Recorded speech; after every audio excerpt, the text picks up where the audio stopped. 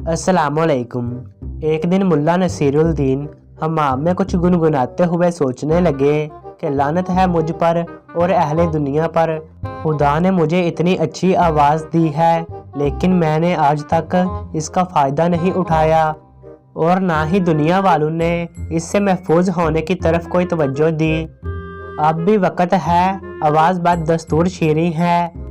अगर मौका मिल जाए तो फ़न मौसीकी की खिदमत कर सकता हूँ। ये ख्याल आते ही हाकिम के पास चले गए और कहने लगे कि आज अपने मुतल्लिक़ एक ऐसा इंकिशाफ करने लगा हूँ जिसके बारे में मुझे खुद भी इल्म नहीं था। मेरा इशारा अपनी शीरी आवाज़ की तरफ है। मैं बहुत अच्छा गोया हूँ। हाकिम ने यह सुनकर बड़ी खुशी का इजहार किया और कहा कि हाज़रीन को कुछ गा कर सुनाए। मुल्ला ने कहा, इससे पहले मैं गाना शुरू करूं, मुझे दो चीज़ें मुहैया कर दीजिए, पानी का एक आधा भरा हुआ घड़ा और हजीना हमाम।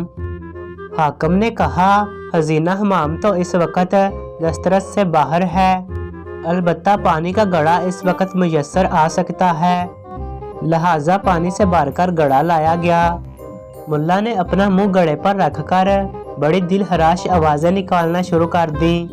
ये देखकर हाकिम की तबीयत बिगड़ गई और उसने सारे मुलाजमीन को हुक्म दिया कि इस घड़े के पानी से अपने हाथ तर करके मुल्ला के मुंह पर तमाचे लगाओ जब तक घड़े का पानी खत्म न हो जाए।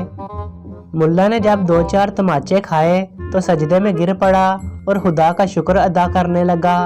हाकिम ने पूछा, इस वक्त शुक्र का क्या मकाम है? मुल्ला ने कहा, मैं ये सोच रहा था कि खुशकिस्मती से घड़े में मुंह डालकर गाने के लिए राजी हो गया। अगर हजीना हमाम में गाता तो शायद कई साल तक थप्पड़ खाता रहता, मगर फिर भी उसका पानी खत्म ना होता।